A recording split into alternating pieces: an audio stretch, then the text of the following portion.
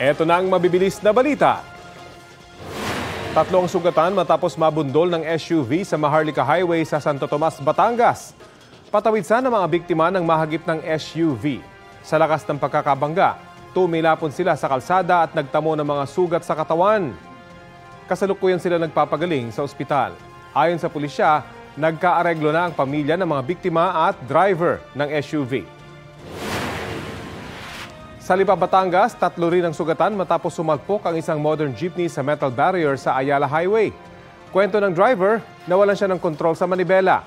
Sinubukan niyang pumeno pero nagkaproblema umano ito. Doon na tumagilid ang jeep at nabasag ang windshield. Agad dinala sa ospital ang driver, konduktor at isang pasahero para gamutin.